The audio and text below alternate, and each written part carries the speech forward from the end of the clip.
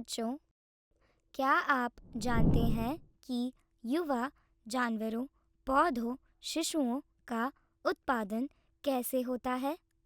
मैं आपको छोटे बच्चों के बारे में एक अद्भुत बात बताती हूँ।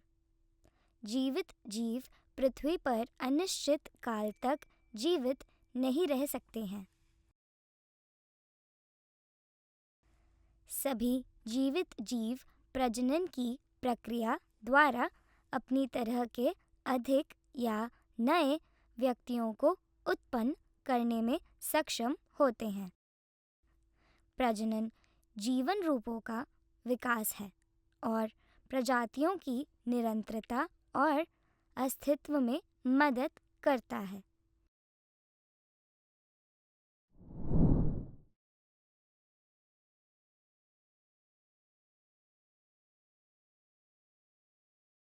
आइए हम कक्षा 10वीं जीव विज्ञान के पाठ से अलैंगिक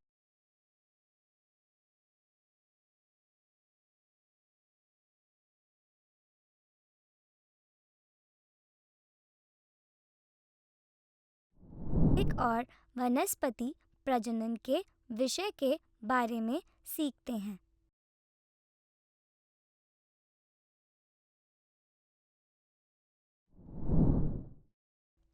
सीखने के परिणाम।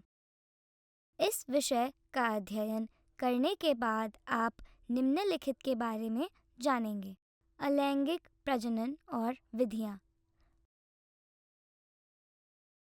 वनस्पतिक प्रजनन और विधियाँ। मुख्य शब्द: द्विखंडन,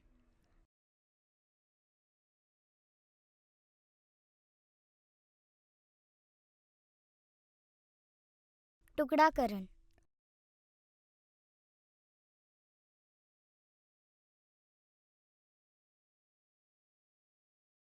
वनस्पतिक प्रासर,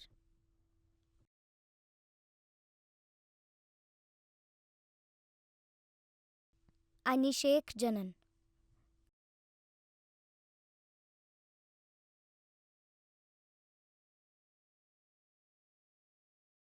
कलम, पर्तन,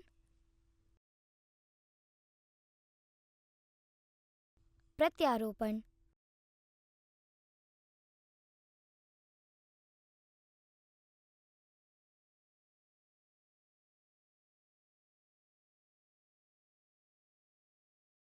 भंडार,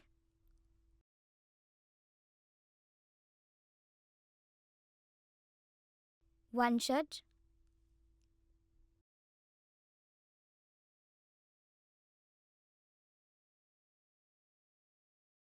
उत्तक संस्कृति।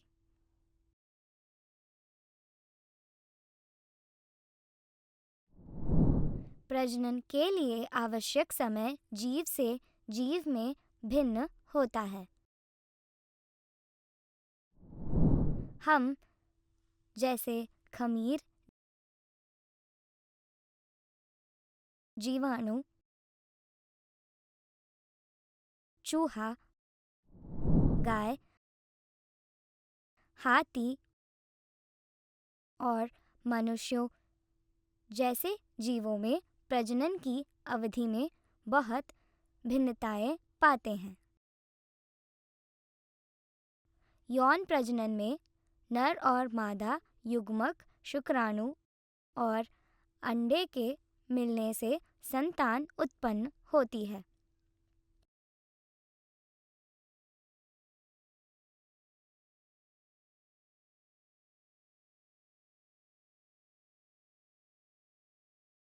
प्रजनन 3 प्रकार के होते हैं: वनस्पति, अलैंगिक और यौन प्रजनन। आइए हम प्रजनन पर अवधारणा मानचित्र देखें।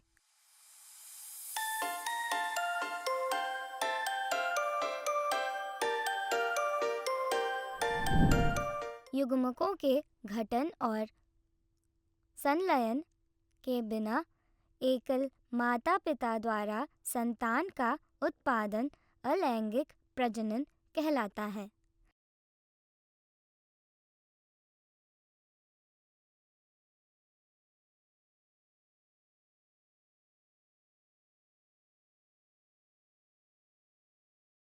इसमें केवल समसूत्री कोशिका विभिन्न विभाजन शामिल है और अर्धसूत्री विभाजन नहीं होता है। अलैंगिक प्रजनन द्वारा उत्पन्न संतान उनके माता पिता की समान और वास्तविक प्रतियां होती हैं।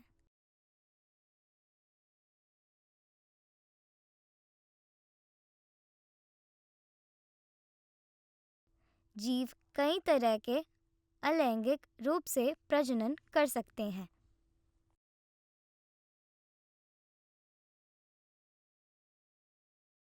विखंडन। एकल कोशिका वाले जीव जैसे कि अमीबा, पैरामीशियम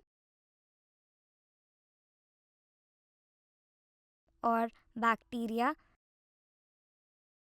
दो या अधिक संतानों में विभाजित होकर प्रजनन करते हैं। जीव द्विखंडी द्वारा दो में विभाजित होता है।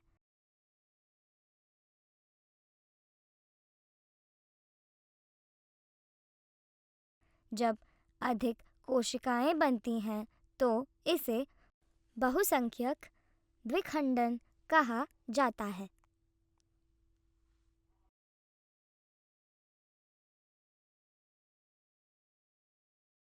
उदयमान। शरीर पर एक कली के रूप में वृद्धि होता है जो माता पिता की एक समान प्रति के रूप में दिखाई देती है। पूर्ण वृद्धि के बाद कली माता पिता से अलग हो जाती है और स्वतंत्र रूप से जीवित रहती है। उदाहरण खमीर,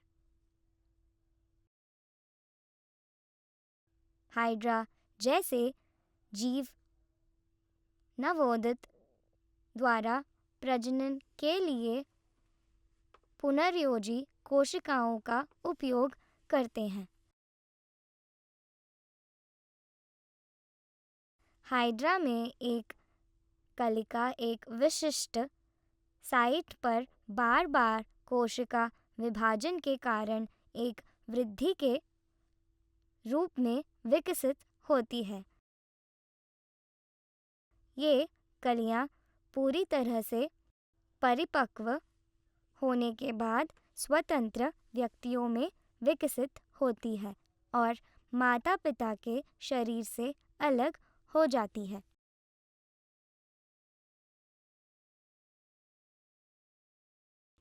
टुकड़ाकरण।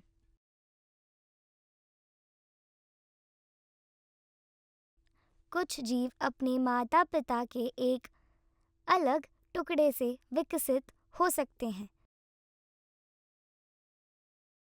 यह शरीर के किसी भी हिस्से से हो सकता है और इसे टुकड़ाकरण कहा जाता है। यह सबसे सरल जीवों में होता है, जैसे कि कुछ चपटा-कृमि,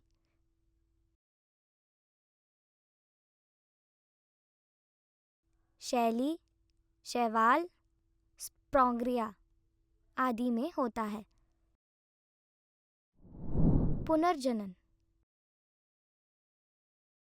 कई जीव अपने शरीर के अंगों से नए व्यक्तिगत जीवों को जन्म दे सकते हैं।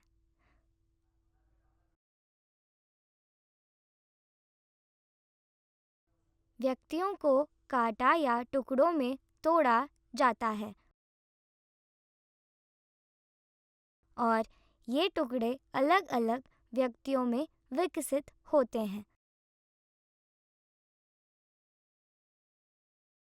यह टुकड़ाकरण के समान है, लेकिन पुनर्जनन विशेषज्ञ कोशिकाओं द्वारा किया जाता है। उदाहरण के लिए प्लानेरिया को कभी भी संख्या में टुकड़ों में काटा जा सकता है और प्रत्येक टुकड़ा एक पूर्व जीव में विकसित होता है। विशेष कोशिकाएं संख्या में वृद्धि करती है और विभिन्न कोशिका प्रकार और ऊतक में विभेदित होती है। हालांकि पुनर्जनन प्रजनन के समान नहीं है, क्योंकि सभी जीवों में यह क्षमता नहीं होती है।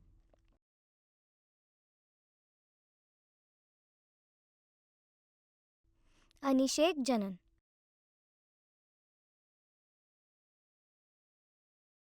क्या आपने कभी बीज रहित फलों जैसे कि तरबूज, अंगूर आदि को देखा है? यह प्रजनन की एक प्रक्रिया है जो यौन से अलैंगिक प्रजनन के तरीके में बदलाव के कारण होती है और इसे अनिषेक जनन कहा जाता है।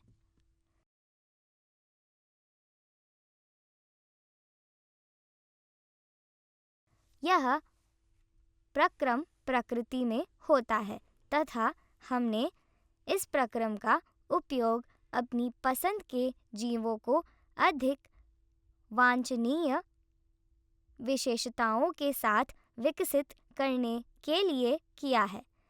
क्या इस प्रक्रिया में दो माता-पिता शामिल होंगे? मधुमक्खियों, चींटियों और ताँतों में यह अजीब तरह का प्रजनन होता है। युग्मनुज निषेचित अंडे से या अनैच्छिक जनन द्वारा विकसित हो सकता है।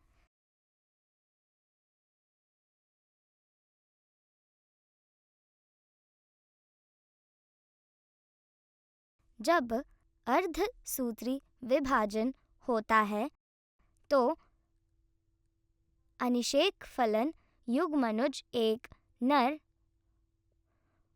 मोनोप्लॉइड में विकसित होता है और निषेचित एक महिला द्विगुणिता में विकसित होते हैं।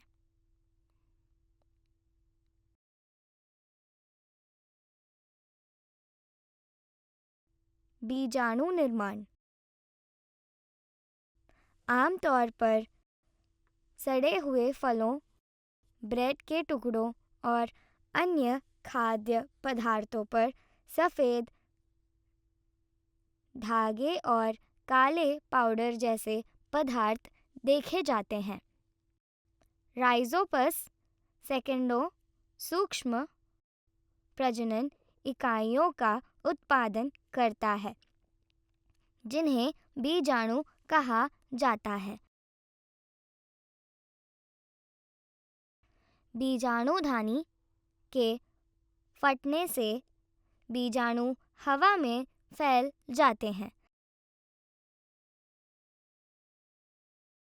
अधिकांश कवक जैसे राइजोपस, म्यूकोर आदि बैक्टीरिया और गैर फूल वाले पौधे जैसे फर्न और कई बीजाणु घटन की विधि द्वारा प्रजनन करते हैं। बीजाणुपर्ण। फर्न भी बीजाणु पैदा करते हैं और एक फर्न पत्ती को बीजाणुपर्ण कहा जाता है।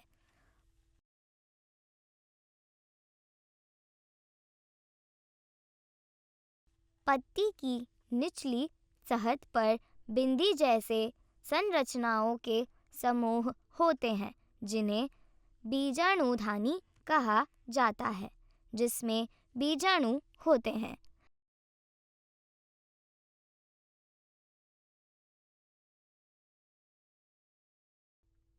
वनस्पतिक प्रवर्धन।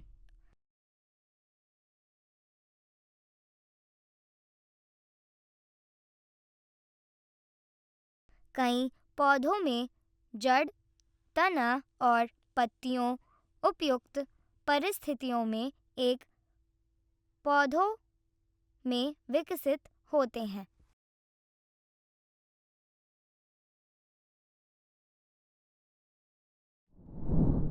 कई पौधे प्रजनन की इस विधि का उपयोग करते हैं। इसमें समसूत्री विभाजन शामिल होते हैं और बेटी के पौधे मातृ पौधे के समान आनुवंशिक रूप से होते हैं।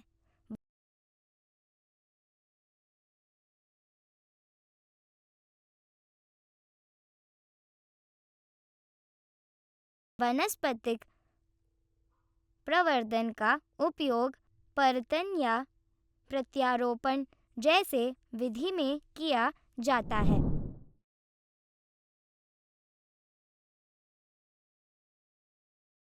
ताकि गन्ना, गुलाब और अंगूर जैसे पौधों को कृषि उद्देश्यों के लिए उपयोग किया जा सके। इस तरह के विधि से केला, नारंगी, गुलाब और चमेली जैसे पौधों का प्रसार भी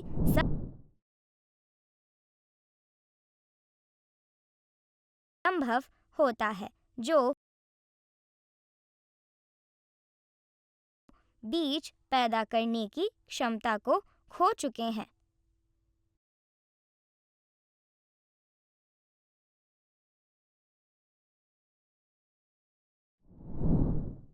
वनस्पतिक प्रजनन पत्तियों के माध्यम से हो सकता है।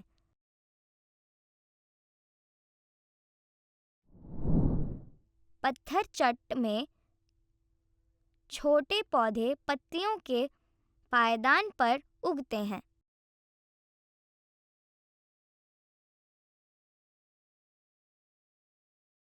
धावक और भुस्तारी जैसे हवाई कमजोर तने जमीन को छूने पर साहसिक जड़ें बनते हैं। जब मूल पौधों के साथ संबंध टूट जाता है, तो साहसिक जड़ों के साथ तने हिस्सा एक स्वतंत्र पौधों में विकसित होता है। तने द्वारा प्रसर के कुछ उदाहरण भुस्तारी, बल्व, घनकंद, कंद आदि से है। बैलीसिनेरा और स्ट्रॉबेरी को भुस्तारी द्वारा प्रचारित किया जाता है।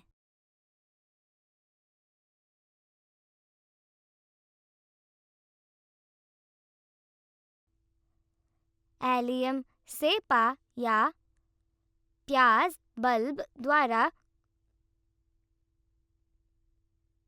कोलकोसिया कॉर्न द्वारा और आलू कंद द्वारा।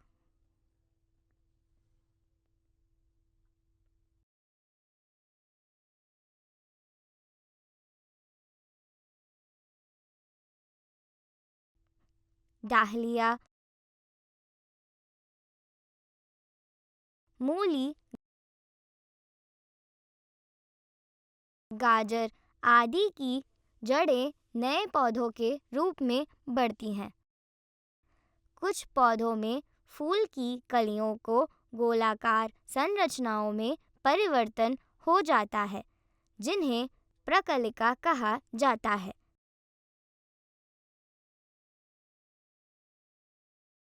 जब ये जमीन पर गिरते हैं, तो वे नए पौधों में विकसित होते हैं, जैसे अगावे या रामबांस। कृत्रिम प्रसार द्वारा कलम।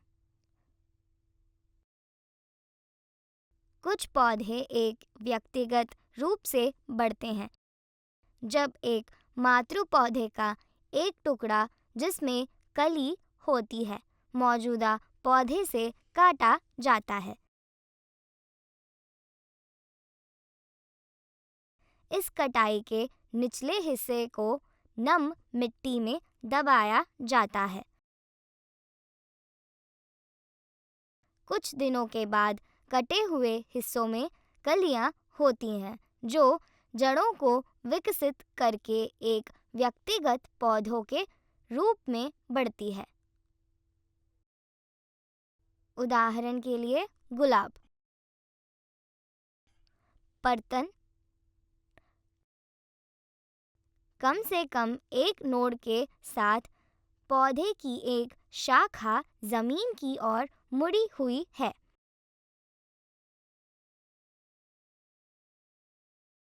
और इसका एक हिस्सा नम मिट्टी से ढका हुआ है,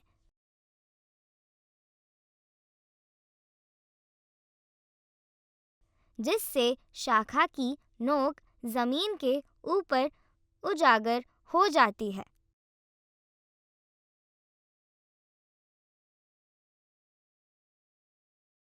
कुछ समय बाद मिट्टी में दबी शाखा के हिस्से से नई जड़ों की विकास होती है।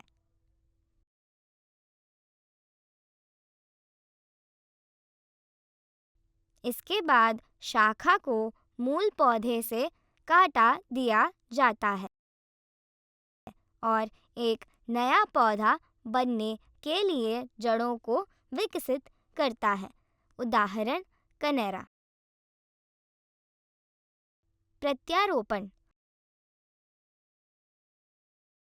दो पौधों के तने एक साथ जोड़े जाते हैं ताकि वे एक ही पौधों के रूप में बढ़े।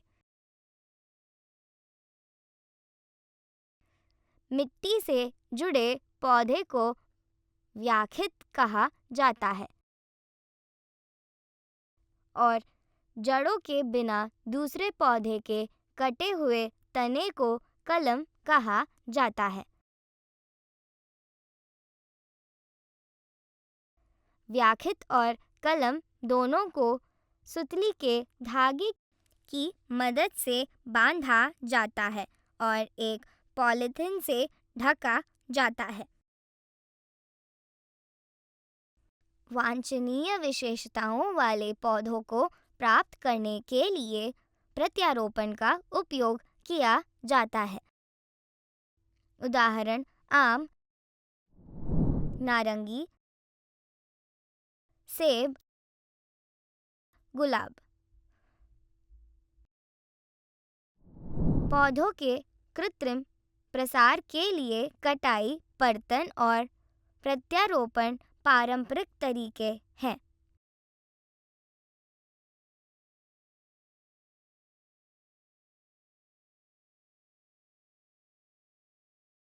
व्यावसायिक उद्देश्यों के लिए कृत्रिम प्रसार की आधुनिक प्रौद्योगिकी का उपयोग किया जाता है, जिसमें उत्तक संवर्धन शामिल है।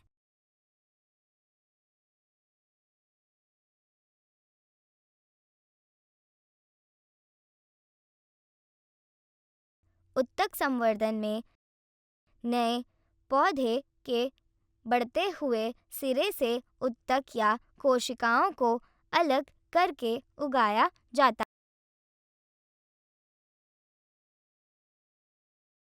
कोशिकाओं को फिर एक कृत्रिम माध्यम से रखा जाता है, जहां वे कोशिकाओं या त्वचा के एक छोटे समूह को बनाने के लिए तेजी से विभाजित होते हैं। त्वचा को तब एक अन्य माध्यम से स्वनियंत्रित किया जाता है, जिसमें विकास और भेदभाव के लिए हार्मोन होते हैं।